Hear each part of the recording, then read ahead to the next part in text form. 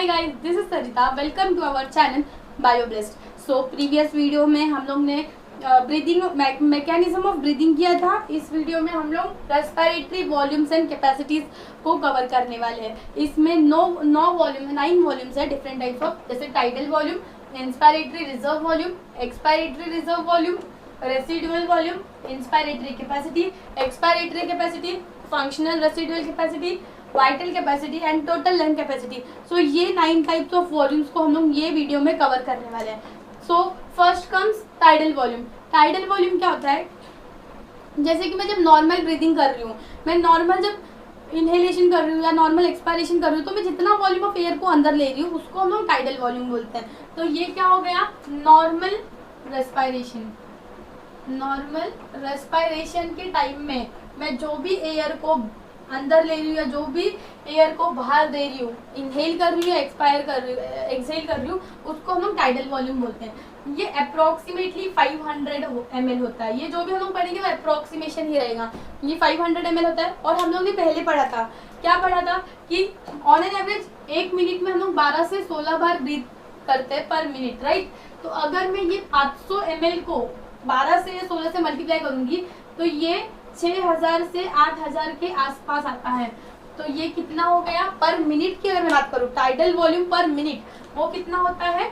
6000 to 8000 ml पर minute. Okay, अब अगर हम लोग इंस्पायरेटरी रिजर्व वॉल्यूम की बात करें तो इंस्पायरेटरी रिजर्व वॉल्यूम, इससे हमको क्या पता चलता है? इंस्पायरेटरी रिजर्व वॉल्यूम क्या है? जब मैं फोर्सफुल इंस्पायरेशन करूंगी, मतलब हम लोग योगा के टाइम में करते हैं, जैसे कि फोर्सफुल इंस्पायरेशन जब मैं करूंगी तो मैं कुछ तो नॉर्मल तो करूंगी, उसके साथ में कुछ एडिशनल वॉल्यूम ऑफ एयर को भी ब्रीथ करूँ, तो वो एडिशनल अमाउंट ऑफ एयर जो रहेगा हमारा, एडिशनल वॉल्यूम ऑफ एयर, उसको हम लोग इंस्पायरेटरी रिजर्व वॉल्यूम बोलेंगे। तो ये क्या हो गया? Additional volume of air during forcible inspiration. ये अप्रोक्सीमेटली 2500 से लेके 3000 ml तक होता है। तो इसमें क्या था? इंस्पायरेटरी रिजर्व मतलब हमको समझ रहा है, रिजर्व मतलब क्या? एक्स्ट्रा कुछ तो additional volume of air during forcible inspiration. जब मैं फोर्सफुली इंस्पायरेशन करूंगी योगा के टाइम जैसे हम लोग करते हैं, तो उसमें जो एडिशनल वॉल्यूम नॉर्मल के अलावा कुछ एडिशन करूंगी, उसको हम लोग इंस्पायरेटरी रिजर्व वॉल्यूम बोलते हैं। ये कितना होता है? 2000 to 3000, 2500 to 3000 ml। Expiratory reserve volume की बात करूँ तो ये भी सेम है। जब मैं फोर्सिबल एक्सपायरेशन करूंगी, मतलब मैंने अंदर लिया, अब मैं उतना ही फोर्सफुली एक्सपायरेशन करूंगी, तो जो एडिशनल एयर को मैं एक्सपायर करूंगी, एक्सहेल करूंगी, वो होता है मेरा एक्सपायरेटरी रिजर्व वॉल्यूम। तो ये क्या हो गया? एडिशनल वॉल्यूम ऑफ एयर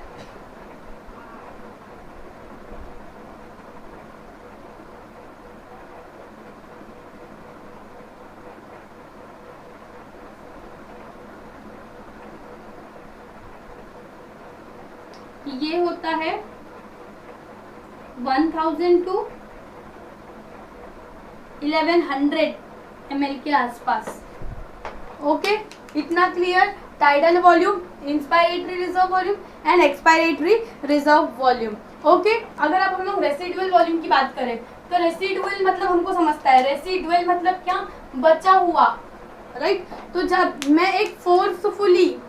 मैं फोर्सफुली जब एक्सपायर कर रही थी, उसके बाद लंग्स में पूरा खाली नहीं हो जाता, लंग्स में थोड़ा सा वॉल्यूम ऑफ एयर बच जाता है, तो जो बचा रहेगा वो रेसिडुअल वॉल्यूम हो गया। तो ये क्या हो गया? वॉल्यूम ऑफ एयर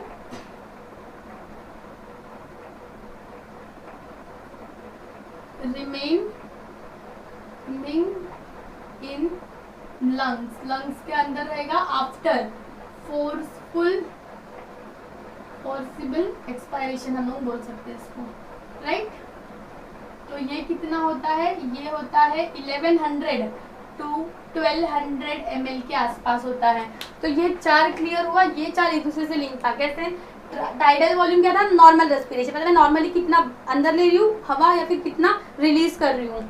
ये हो गया मेरा नॉर्मल रेस्पिरेशन को उन्होंने बोला, वो एयर को हमारा टाइडल वॉल्यूम। 500 ml होता है। पर मिनट की बात करें तो 6000 to 8000 ml पर मिनट होता है। इंस्पायरेटरी रिजर्व वॉल्यूम में क्या बताया मैंने, जब मैं फोर्सफुली इंस्पायर करूंगी तो टाइडल वॉल्यूम को छोड़ के मैं जो एक्स्ट्रा एयर इंस्पायर करूंगी उसको हम लोग बोलेंगे इंस्पायरेटरी रिजर्व वॉल्यूम। ये होता है 2500 से लेकर 3000 ml के आसपास।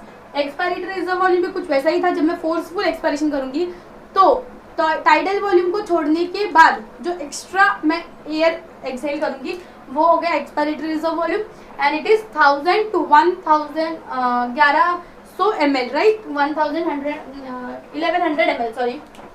रेसिडुअल वॉल्यूम में क्या पड़ा, जब मैं एक फोर्सफुल एक्सपायरेशन कर रही हूँ, मैंने पूरा एयर जो है वो रिलीज कर दिया, उसके बाद भी मेरे लंग्स में थोड़ा सा एयर बचेगा, उसको हम लोग बोलेंगे रेसिडुअल वॉल्यूम, बचा हुआ रेसिड्यू, बराबर। ये होता है 1100 to 1200 ml। अब आता है inspiratory capacity, expiratory capacity and functional residual capacity. ये तीनों लिंक्ड है। कैसे? कैपेसिटी, यहाँ पे हमने क्या पढ़ा था, यहाँ पे हमने पढ़ा था रिजर्व, कितना रिजर्व है, राइट, एक्स्ट्रा। यहाँ पे हम लोग कैपेसिटी मतलब टोटल कैपेसिटी, कितना कैपेसिटी है हमारी। तो जब मैं एक नॉर्मल मैंने क्या किया, एक नॉर्मल एक्सपायरेशन किया, एक बार मैंने नॉर्मली सांस छोड़ा, उसके बाद मैं मैक्सिमम मतलब कितना मैं अंदर ले सकती हूँ। तो पहला मैं नॉर्मल तो मैं करूंगी ही, बराबर। टाइडल वॉल्यूम क्या था, नॉर्मल रेस्पिरेशन, इतना तो मैं अंदर लूंगी ही। इसके अलावा मैं क्या लूंगी, जो इंस्पायरेटरी रिजर्व वॉल्यूम था, मतलब ये एडिशनल वाला, बराबर, इतना मैं टोटल अंदर ले सकती हूँ। तो ये होता है इंस्पायरेटरी कैपेसिटी, मतलब air breath after normal expiration, मतलब मैंने एक नॉर्मली एक्सपायरेशन किया, उसके बाद मैं कितना एयर को अंदर ले सकती हूँ। तो मैं पहला तो एक टाइडल वॉल्यूम नॉर्मल तो लूंगी, साथ में कुछ एडिशनल भी ले सकती हूँ। तो ये हो गया इंस्पायरेटरी कैपेसिटी। वैसे ही कुछ होता है एक्सपायरेटरी कैपेसिटी, सेम, मैंने एक नॉर्मल इंस्पिरेशन लिया, नॉर्मल थोड़ा सा सांस अंदर लिया, अब मैं कितना छोड़ सकती हूँ, कितना एयर को रिलीज कर सकती हूँ, राइट। तो वो होता है एक्सपायरेटरी कैपेसिटी। तो वो कितना होगा, मैं टाइडल वॉल्यूम मतलब नॉर्मल तो मैं रिलीज करूंगी, उसके अलावा मैं क्या कर सकती हूँ, जो एडिशनल था ERV वो भी रिलीज कर सकती हूँ, राइट। एडिशनल वॉल्यूम भी रिलीज कर सकती हूँ, प्लस जो नॉर्मल एयर था वो भी रिलीज कर सकती हूँ, राइट। तो ये हो गया एक्सपायरेटरी कैपेसिटी, ओके। तो इसमें क्या आया, एयर रिलीज्ड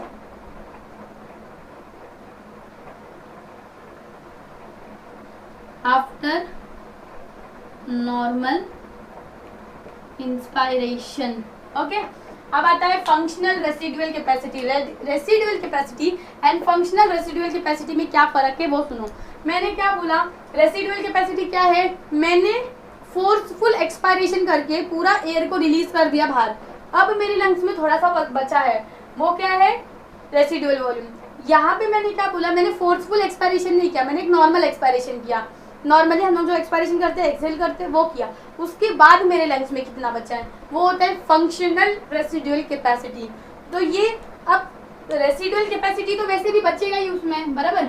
अगर मैं फोर्सफुली कर रही हूँ तो रेसिडुअल कैपेसिटी बच रहा है, तो जब मैं नॉर्मल करूंगी तब भी वो बचेगा ही, तो ये तो रहेगा। प्लस एडिशनल, मैं जब फोर्सफुल कर रही थी तो मैं कुछ एडिशनल भी दे रही थी, लेकिन अब मैं नॉर्मल कर रही हूँ तो मैं एडिशनल नहीं दे रही हूँ, तो लंग्स में वो बच जाएगा, एडिशनल वाला ERV ये बच जाएगा, right.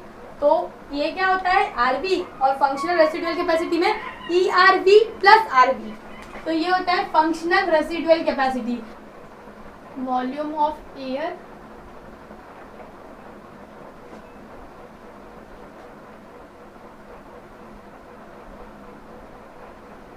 Remaining in lungs after, यहाँ पे क्या था, फोर्सफुल एक्सपायरेशन ना, यहाँ पे था, यहाँ पे है नॉर्मल एक्सपायरेशन।